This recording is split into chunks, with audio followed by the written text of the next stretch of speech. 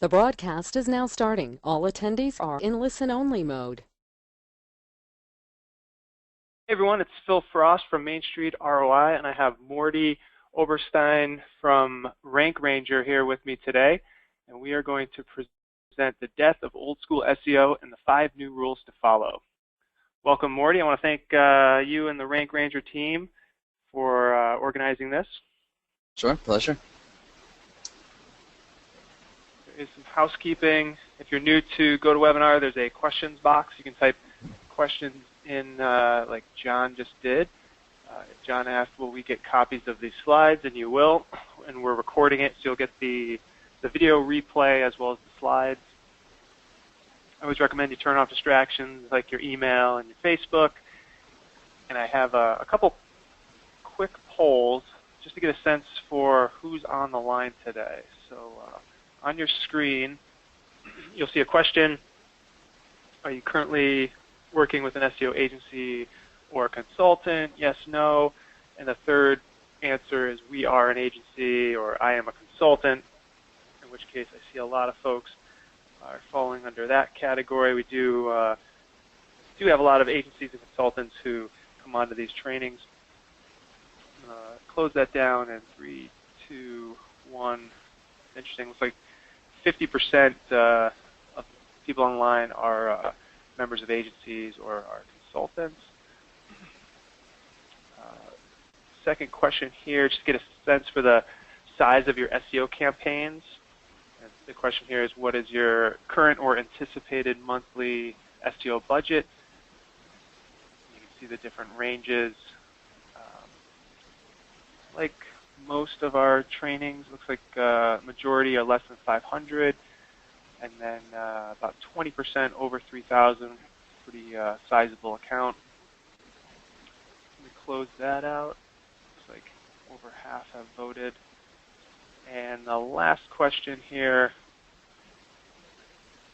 to better understand what other marketing channels you're using. For example, Google AdWords or Bing advertising, Facebook advertising, email marketing, social media, or other. And if you do select other, you can just type that into the questions box so I know what you're doing. Looks like 80% of the folks on the line are doing some form of advertising, either Google AdWords and or Bing. 65% Facebook advertising. That's pretty strong numbers there. I'm surprised over 70% email marketing, which is good to see. Close that out right now, and we will dive right in. Here's what we're going to cover. I'll go over some important Google updates you need to understand if you want to be successful with SEO. 3 old school SEO tactics you want to avoid. They'll actually get you into trouble with Google. 2 tactics you can use to get ranked in as little as 30 days. I'll obviously go through the 5 rules you now need to follow. And then we're also going to talk about how RankRanger's tools can make your life easier as you're managing your SEO. And we put together some special offers at the end for all of you attendees. Now, if this is your first presentation, you're wondering who am I, why should you listen to me? Again, my name is Phil Frost. I'm the founder of Main Street ROI. And our business provides digital marketing services like SEO, advertising in Google AdWords and Facebook and Bing, as well as email marketing. To date, we've helped over 2,000 businesses with their digital marketing, and my thought leadership has been featured in Forbes, Inc., Amex, as well as Mashable. I'm also the very proud father of these cute kids here. That's my 4-year-old daughter, Violet, on the right. That's my chubby son, Emmett, in the middle. He's almost 2 years old. And that's my beautiful wife, Erin, and we live on the Upper West Side of Manhattan. And next, Mordy, tell us about yourself. Well, I'm the content manager at RankRanger. We develop a SEO and digital marketing platform, which we consider to be one of the most comprehensive platforms in the industry. My job as content manager, I'm basically dedicated to producing content to sort of explain the industry and to help businesses with their SEO and online marketing. And I'm also the grandfather of twin boys and another boy who just had 2-3 months ago. Oh, congrats. Thank you. How old are your boys? I have twins? Yeah, I have twin boys who are going to be 6 in about 2 months. Oh, wow. Yep. You are ahead Double of me. trouble.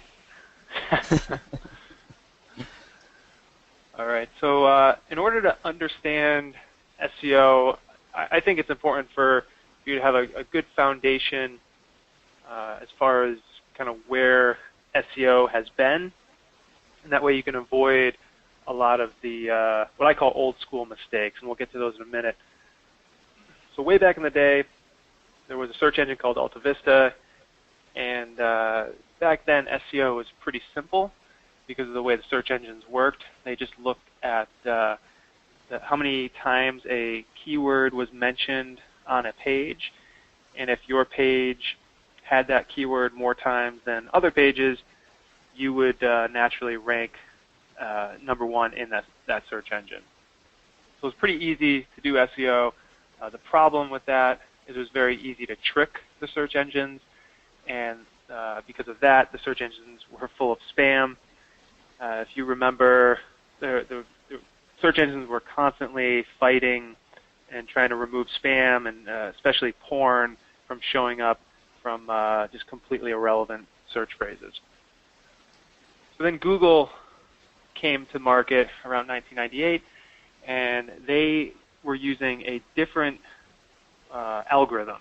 So rather than just looking at the words on the page, they were also looking at how many other websites were linking to your website.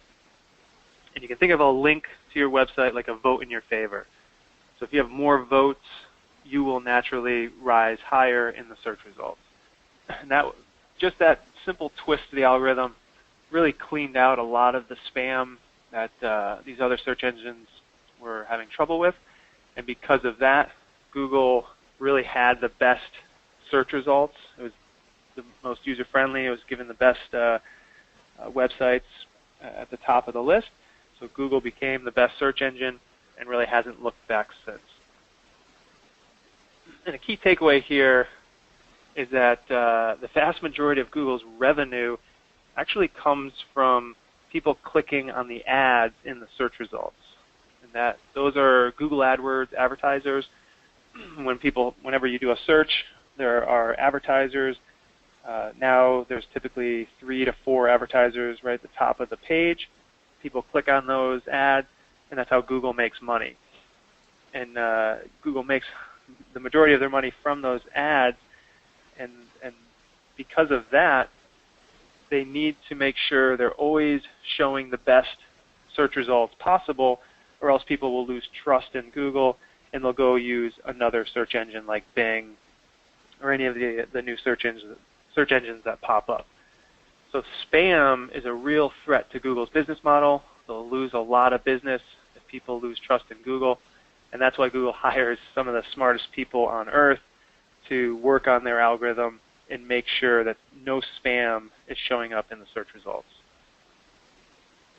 And with that in mind, Google has released a lot of updates to their algorithm to weed out all of that spam.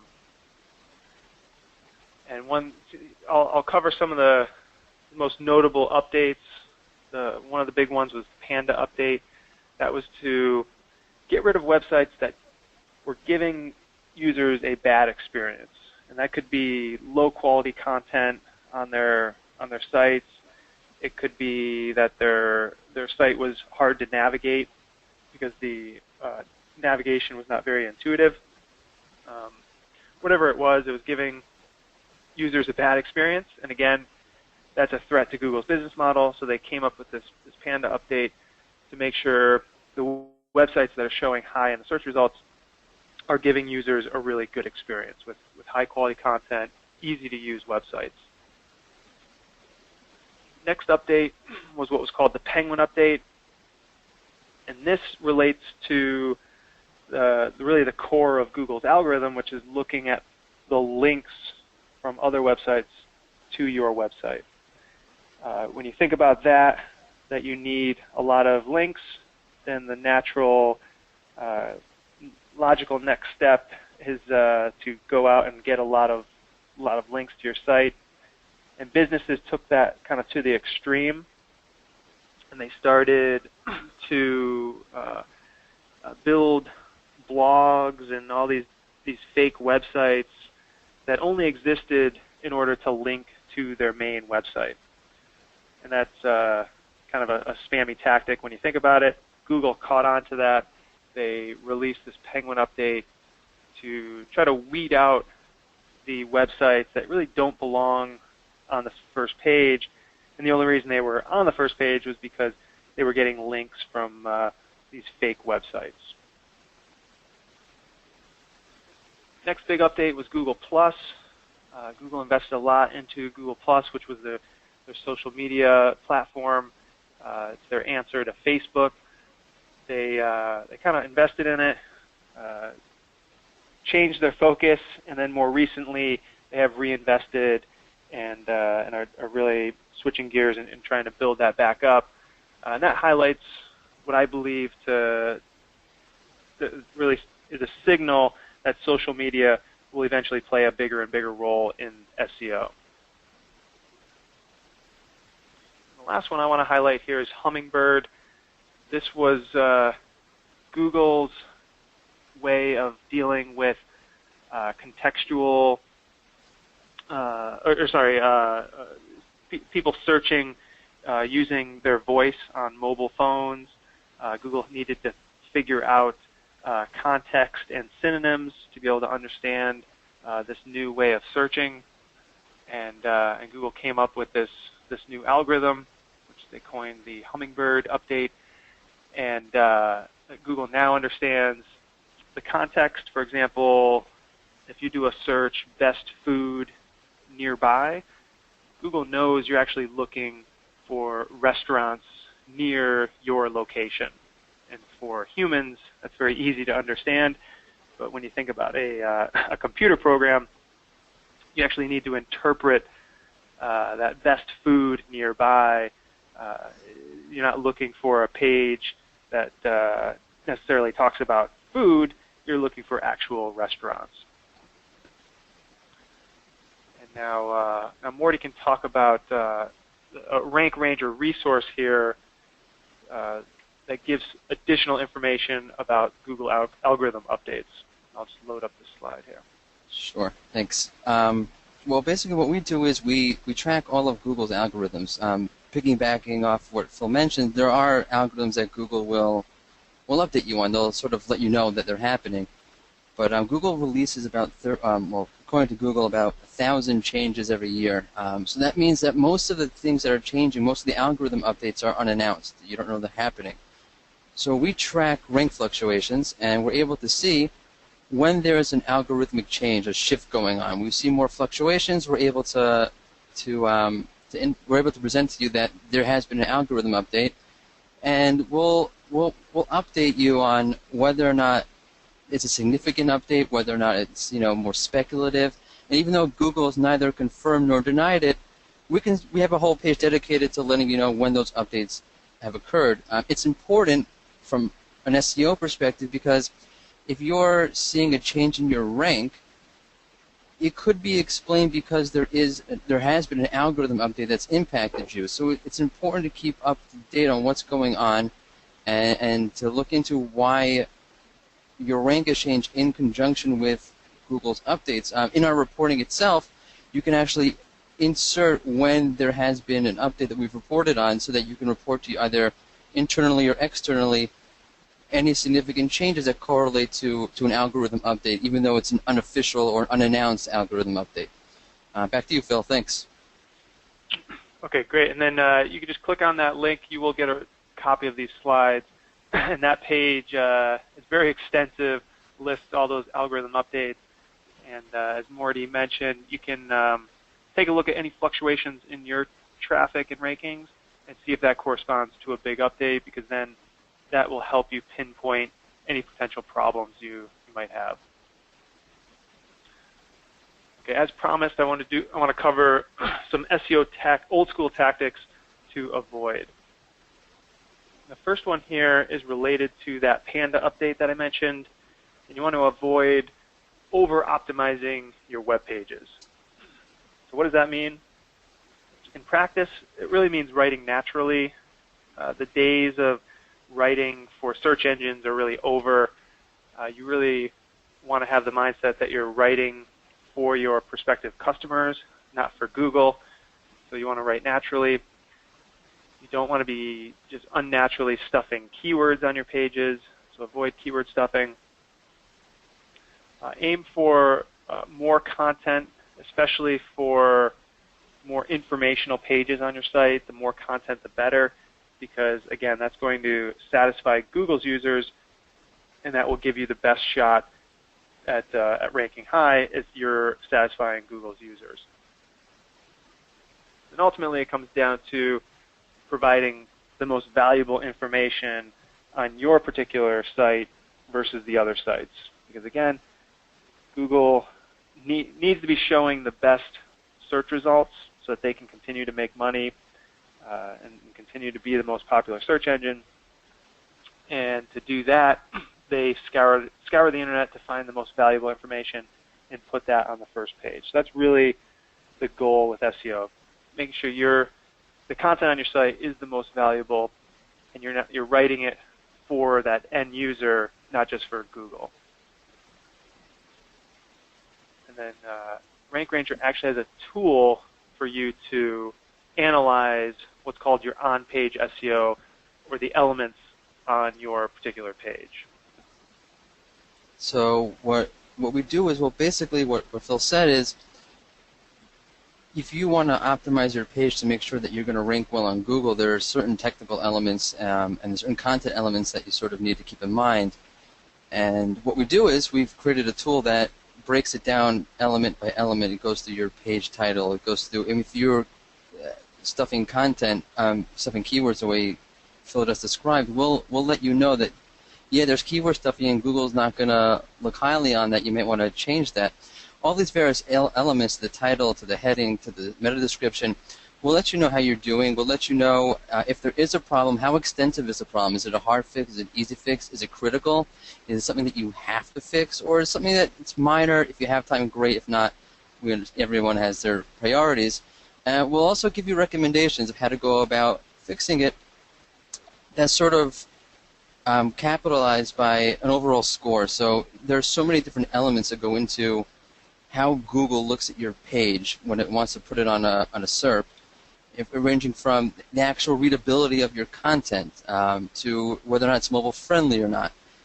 And we'll provide you with an overall score to sort of make it easy for you to see, like, how optimized is the page, how suitable is it for the SERP, how well will it be received by Google. You have an overall score that's broken down by various elements that you can improve it. You can actually see, for example, Google has a certain limit. We know the average, there's no actual number of how many characters, not really characters, pixels, the title can be. So Google may truncate a title that's too long, or may truncate a description, a meta description that's too long. You can actually see with the tool how that would sort of look on Google, and if it needs to be shortened or not, you can see it as it would sort of appear on the actual SERP. So it's a pretty helpful tool. Yeah, that's great to be able to get that insight before making a big change to your site. Analyze it with this tool, make sure it's going to look right in the search engines, and if it doesn't, then make your tweaks right away. All right, second old school tactic to avoid is related to the Penguin update that I mentioned, and this is really self-created links. I mentioned this earlier. First and foremost, you don't want to buy links for SEO purposes.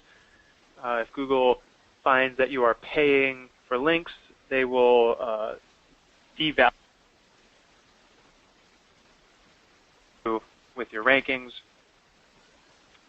You also don't want to be getting links from irrelevant websites. For example, let's say you have a dental practice. You're trying to get your dentist website.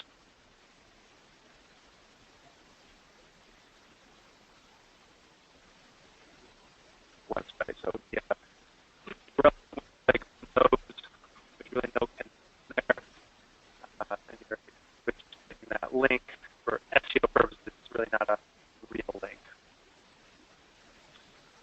So the next important point here is related to what's called anchor text. In anchor text, I have the example here. I hyperlinked dentist, and you can see it's blue and it's underlined. Most people know that means it's a link, and that word is the anchor text. And it could be multiple words, it could be a full sentence. Google reads the anchor text of a link to determine what that page is, what's relevant for that page. So if that link, dentist, is going to your page, Google would read that and say, okay, this page is relevant to the word dentist. And with that in mind, it makes sense that you want to get links with anchor text that are related to the keywords you want to rank for. But you can take that to the extreme, which is the old school tactic, and you certainly don't want to have a lot of your links using the exact same keyword, because again, that's a red flag for Google. That's something that Google looks for, and Google knows that's not a natural link profile. And if all of your links have the same exact anchor text, you're probably going to get hit with some kind of penalty and lose rankings. Ultimately, when it comes to getting links, you want to focus on sharing really good content online, really good tools, so something valuable for either your prospective customers or other colleagues in the industry. If you can have something valuable, whether it's an article or a tool or a video, and share that online, other people would naturally want to link to that. That's going to be what you want to focus on as far as getting other businesses or other websites to link to you. And a third SEO tactic you want to avoid is unnecessary SEO pages. And this is related to the Hummingbird update. Back in the day, you would want to create different pages for every single different variation of a keyword. And that was actually a good tactic, and it worked. But ever since Google understands context and synonyms, that really is not necessary, and it can actually get you into more trouble than help you. So what you want to do, and we'll get into keyword research later in this presentation, you want to organize your keywords and group them into themes or similar phrases, and then you want to have one page for each of your keyword groups. You don't want to create multiple pages for similar keywords. The example here, again, for a dentist would be, when you do keyword research, you're going to find that people are searching dentist in NYC, and they're also searching in the variation NYC dentist. Those are two unique keywords, but at the end of the day, the people searching both of those phrases are looking for the exact same thing. Google knows that, so you really only need one page on your site for those two different variations. And I'll show you what happens if you take that to the extreme. We worked with a client that had built a lot of different subdomains on their site that were targeting different locations, but they were using the exact same copy on all of the pages. So it was a lot of duplicate pages targeting different locations on their site, and Google determined that's what was going on. They sent this message that they had spam problems, and you can read this. Google has detected thin content on your site that provides little or no added value. This is a critical issue, results in irrelevant or low-value search results for Google search users and can negatively impact your site's rankings.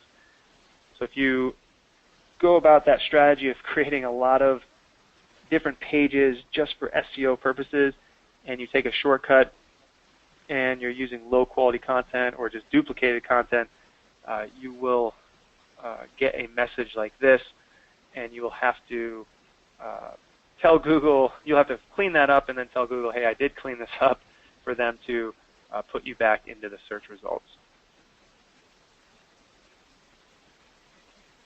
All right, so hopefully this point has been made, that SEO is not about tricking Google. It's more about partnering with Google to help their users. Because I've found in the SEO industry there's a big misconception among businesses that, hey, SEO is just about tricking Google and getting your website to rank high. And that's really the wrong mindset.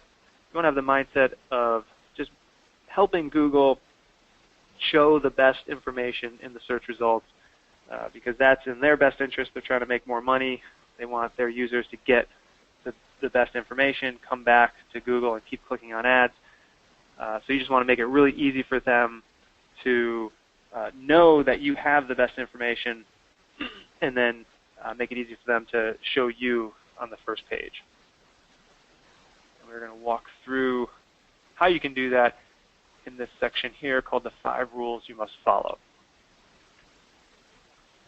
So the first rule is research, and I call these the 5 R's. The first R here is research, and that stands for keyword research. And there's lots of tools out there, and here we're going to highlight 2 of them here. The first one is Google's Keyword Planner tool, and that's a free tool that you can use. Just go to Google and type in Keyword Planner tool. It should be the first result. They have made some changes recently where you have to create an AdWords account. You don't have to spend any money, but you do have to have an account. And then if you are not spending money, they won't show you how many searches a keyword has. They'll show a range of how many times that keyword is searched. So that tool, unfortunately, is not great if you're not advertising. If you are advertising, it still does give you the data. Key takeaway when you're doing your keyword research is focusing on what we call buying intent versus research intent. And I put up 2 examples here for, let's say you have an event planning company. Event planning company in NYC is a relevant keyword that has what I call buying intent, that someone's searching for a company that does event planning, versus how to plan an NYC party. That's a relevant search phrase, but there's really no buying intent there. That's more of a research intent keyword. And when you're just getting started with SEO, you definitely want to start with the buying intent keywords. Find all of those and make sure you have pages on your site optimized for those buying intent keywords, because those are the keywords that will likely convert into customers for your business. And the other tool I'll let Mordy walk through is RankRanger's Keyword Finder tool. So because Google has restricted search volume data, so what we did, we've saved Google's historical search volume data. So when you do a search on our tool, we'll actually show you the search volume data that Google was showing you. And it's significant.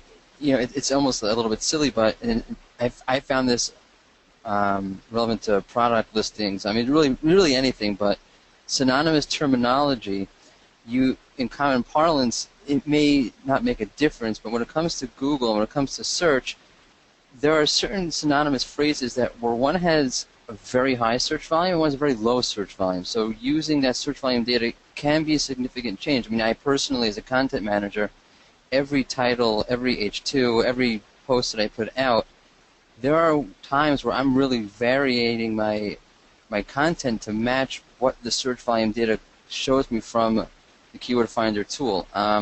We've actually made it really easy.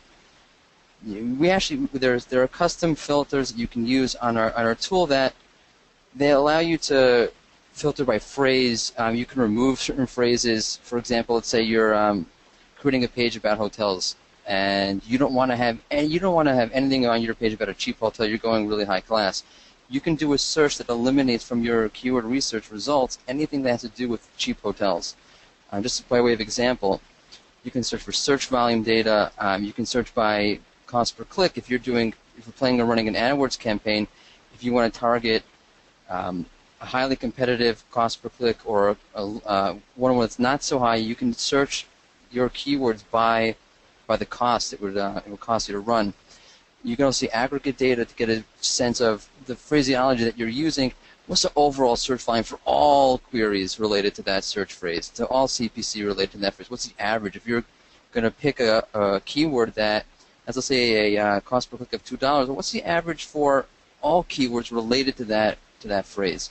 And what we've done to make it really, really easy is, instead of using custom filters, you can use what we call our quick filters. If you want to see search volume, if you want to see results, keyword results that have a high search volume, instead of entering an actual threshold, we've prefabricated what we consider to be a highly popular term. You can actually even search for terms that are in question form.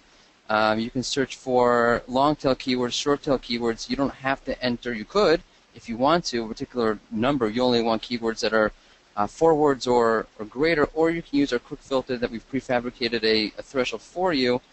The same for CPC. If you want to target a highly competitive keyword and you don't know, well, what's highly competitive, we have a formula that we've used to determine what we think is a highly competitive keyword, and you just, with literally the click of a button, can filter out without using a custom filter. And again, it's a great tool in that it's universal for any piece of content you put out. I mean, we've even used it when we name our own tools and our own reports. We do keyword research to find out what terms, what phrases work better than others, and it can have a huge difference, even though it sounds slight and nuanced, and it's a big help.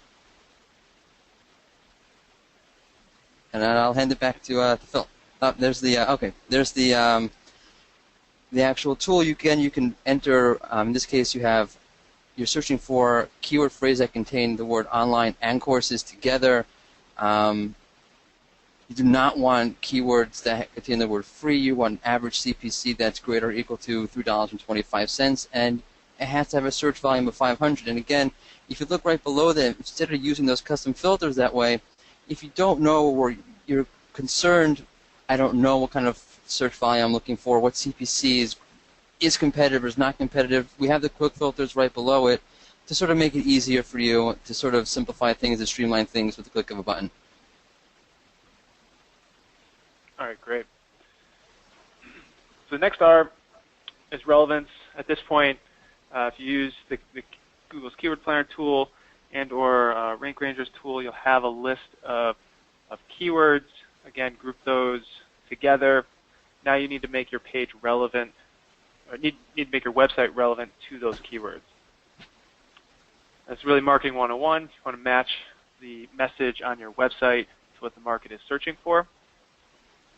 I already said you want to group your keywords together, pick one page on your site for the very similar keyword phrases.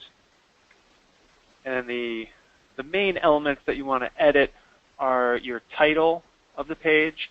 You want to incorporate the keyword that you're targeting into the title.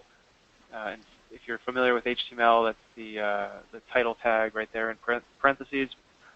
Then you have headers on the page, and you want to use a variation of your target keyword in the header of the page.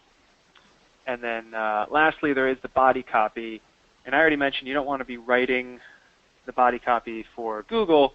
You want to really be writing that for your target customers. And if you've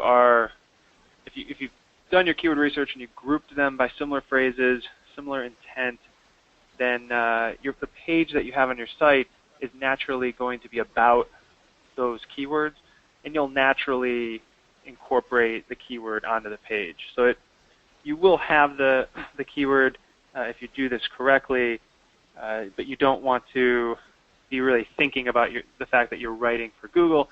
You're really writing that page more with sales copy to get your sales message across to your target customer. Really, the golden rule of relevance is to create the web page that you yourself would want to find if you were the one searching for that particular keyword. All right, next is reputation. And if you do a search for a keyword, you might find there might be millions of other web pages that are relevant. So Google then knows that there's maybe a million other web pages that are relevant, and they need to determine what is the best page to show at the top of the search results. And what they use is they look at your website's reputation. So if you have a stronger reputation, you will naturally rank higher for the keywords that Google knows you're relevant for. And with reputation, the phrase that you'll hear online is domain authority. And the number one factor with your domain authority is the quantity and quality of links from other websites. So again, that goes back to Google's algorithm. It's really the core of their algorithm is looking at how many other websites are linking to your website, and that leads us to this idea of reputation by association. If a lot of other websites with high domain authority are linking to your website, you will naturally have a high domain authority in Google's eyes, and that will in turn lead to higher Google rankings.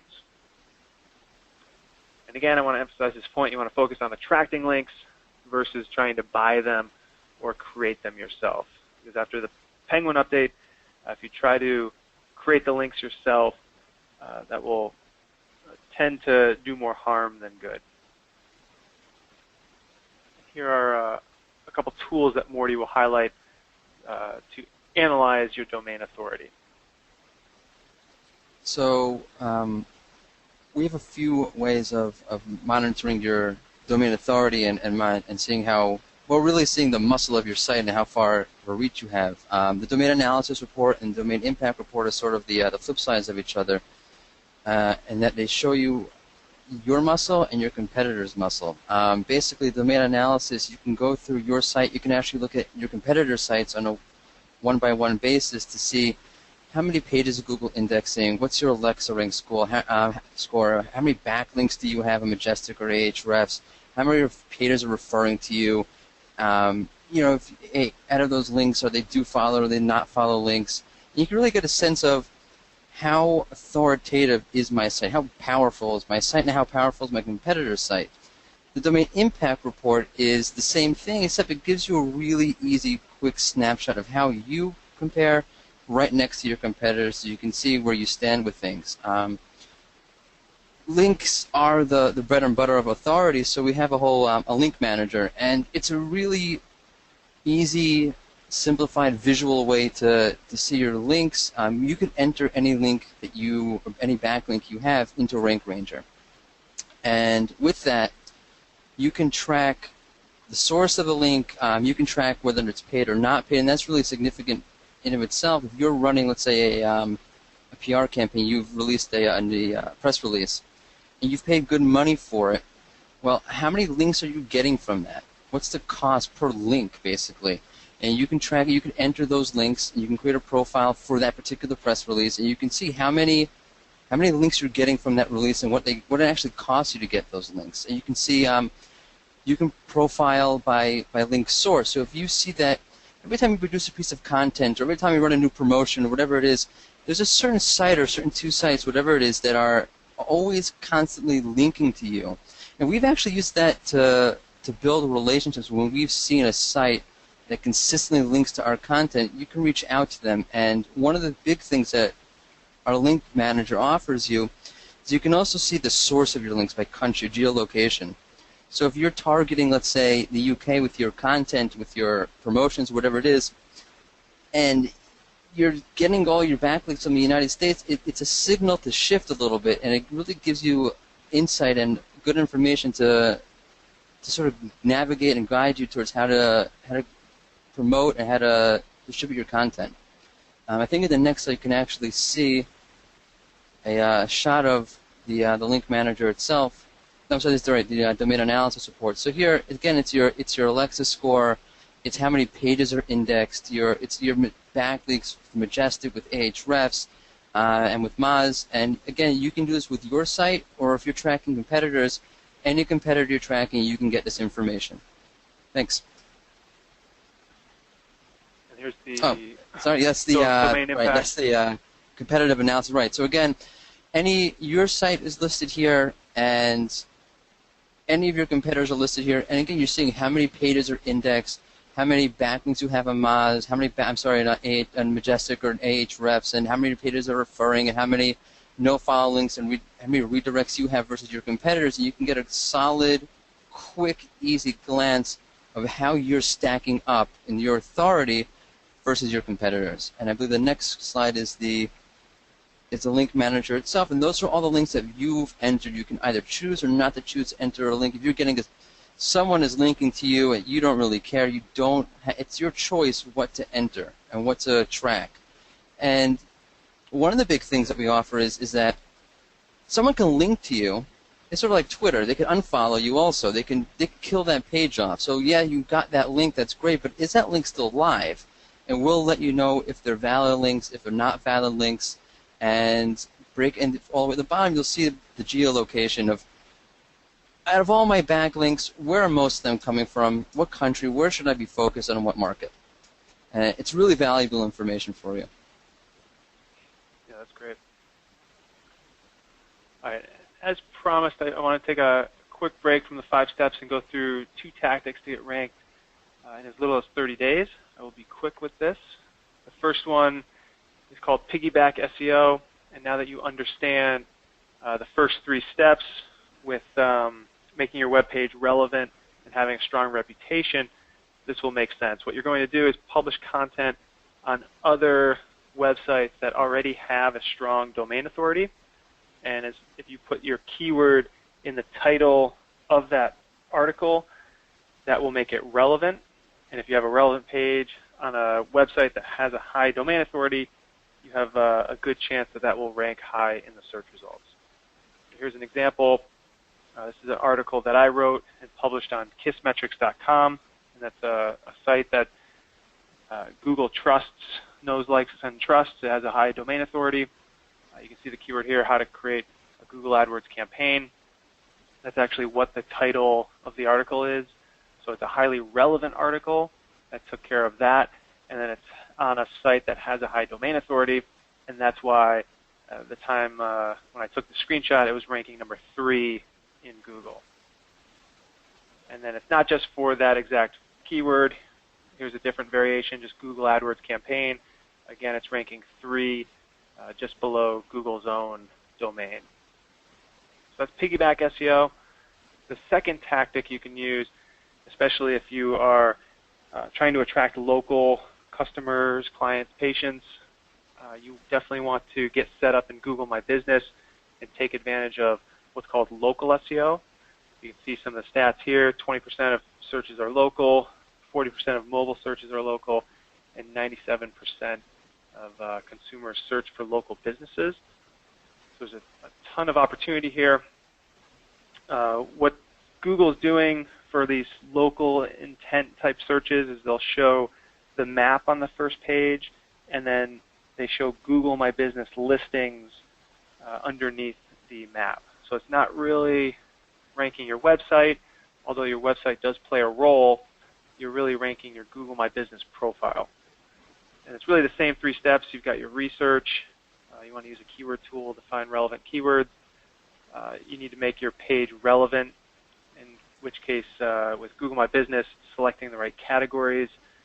And you need to build up your reputation, which is not just links to your site, but with local SEO, you need to get online reviews, and you need to get what are called citations. And that's just a mention of your business name, address, and phone number. That can be in a business directory. Mordy mentioned having a press release. You can put your name, address, and phone number in that press release, and that's another great way to get citations. And as you get more and more citations, that builds up your authority and reputation for local SEO, and that will move you up in the local rankings. And I won't read this, but that is a local SEO success story. And you can see about a month ago, started going through the steps and was ranking number 1, and started a project that came in directly from the local SEO. So it can happen very quickly. A quick recap. We went through the 3 R's. We went through 2 tactics to get ranked in 30 days or less. The next is my favorite R, which is revenue, because at the end of the day, the goal here is not to get ranked in Google, it's to actually generate new customers for your business. And there's really 3 key factors, one being compelling website copy. That's related to writing for your target customers. Don't write the copy on your site for Google. You want to have social proof to overcome skepticism. There's a lot of skepticism online. Just think about your own behavior when you go to a new website that you've never heard about.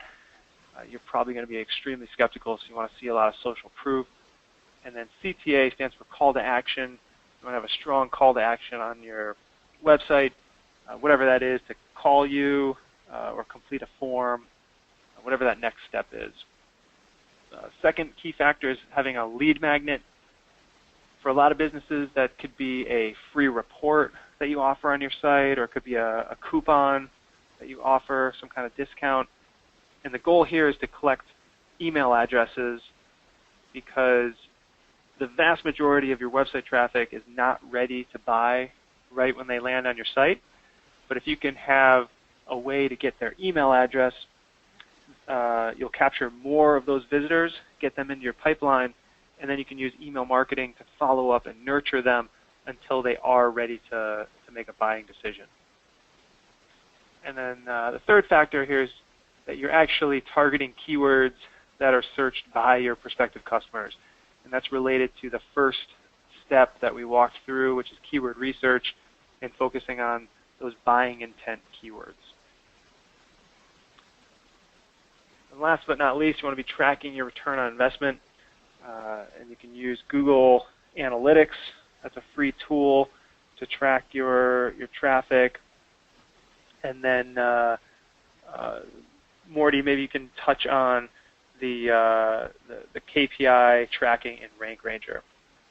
Yeah, sure. Well, as Phil said, revenue is really the main thing. So we have a marketing KPI report. It's a way of segmenting it's based off your Google Analytics, and it's a way of segmenting your data by user. Basically, whether by user source or by user type, new users versus, let's say, returning user, or if you want to break down your revenue by traffic source, paid traffic versus organic traffic, and you want to see the revenue coming into your site. What's driving it? Is it new users? Is it returning users? Is it users from social media? Is it users from organic traffic, or from your AdWords campaigns? And we have a great breakdown of how what's driving your revenue by source and by user, so you can really make actionable decisions going forward of how you best want to proceed. If you're seeing that your AdWords isn't producing those clicks, and it's really those goal completions are really being driven by your organic search, well, you may not need your PPC to the extent that you're running it, and you can save yourself a lot of money that way. And you can redouble your efforts on your organic SEO. I mean, it's a way to see those key performance indicators of what's driving your revenue, and it's in any segmentation that Google Analytics offers. You can segment by any of them. Again, so any type of user that Google Analytics offers you, any traffic source that you can see, you can break down any of your KPI data. Nice. Yep. All right, last R here is for responsibility. Ultimately, the question here is who's actually responsible for your SEO, whether that's someone on your team in-house, or you're hiring an agency or a consultant. Someone needs to be responsible for that. Another key takeaway is that SEO is not a set-it-and-forget-it strategy. There is a lot you can do up front to get your website to be relevant for your target keywords, but then there is ongoing work to build up your website's reputation or your domain authority. And I always recommend to businesses to learn the basics of SEO. That was the goal here today, to get a good foundation for kind of where SEO how it has evolved, where it has come from, the background, as well as where it's headed, and then really only delegate this work to someone on your team or to an agency or consultant after you understand the basics of SEO. And at this point, you should understand the basics to be able to get that done. And this slide here, these are not my kids, just a funny picture I found that highlights this another key takeaway that these Google updates are not something to be feared. A lot of businesses get freaked out that Google's making all these updates. I think Mordy said 1,000 a year, something like that. So you shouldn't really think of it as something that's bad that's happening. It's really the opposite. It's an opportunity for you to move up in the rankings. Because when Google makes these updates, the goal is for them to weed out the websites that don't belong high in the search results, and that leaves a spot open for the businesses that are following best practices to move up higher in the rankings. All right, before we get to Q&A, I did promise a couple special offers. And the first one is from us. It's an SEO bundle with 3 video training courses. The first one is the complete SEO tune-up to get your website set up properly for SEO. The second one is the local SEO formula to take advantage of getting ranked high with your Google My Business profile. And the third is an introduction to SEO analytics, which is focused on Google Analytics and how to report, how to use that to report on your SEO KPIs. The total value, you can actually go to our site. We sell each of those courses individually for $97. So the total value is $291. But as an attendee today, you can get all 3 of those courses for only $97. And the URL to take advantage of that bundle is mainstreetroi.com/SEO bundle. And Mordy, I'll let you explain this from RankRanger. Yep. Well, we're offering a deal on our basic plan for $69 a month and on our standard plan for $119 a month, both of which come with standard 2 search engines. And if you sign up based on this webinar, we'll offer you a free 3rd search engine. Just when you sign up, let us know that you signed up from the Main Street ROI webinar, and we'll give you that free search engine. Actually, if you do the math, it's a huge savings. And the second promotion we're offering is on our marketing dashboard that we just released. It's a totally white label option of reporting your SEO and digital marketing reports. Basically, any report that you have in RankRanger can be entered here. Also, you can enter or embed videos, any really third-party data integrations, any interactive content like forms and surveys into a dashboard that you can make look, feel like any website you want, because we give you full access to the CSS and the HTML. And we're offering a special there for 25 dashboards for $89 and 50 for $129, in addition to the free search engine with the basic and the standard plan that we're offering. All right, great.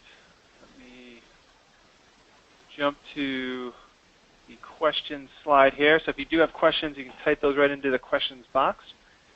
And I'm just checking the time. Looks like we've got about 5 minutes for live Q&A. And I see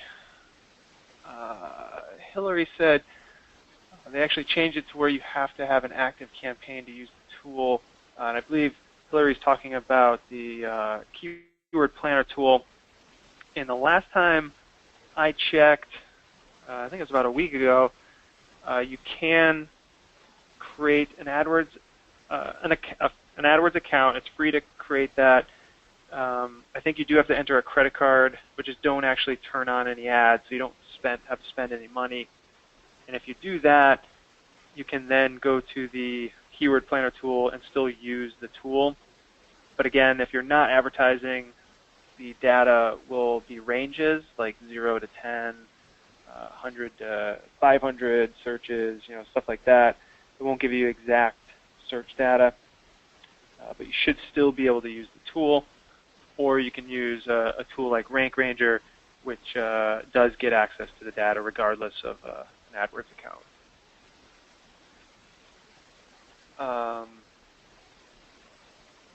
Here was a question from Vladimir. This one's for you, Mordy. Is RankRanger's keyword finder tool working with Russian language? No, it's only in English. Okay.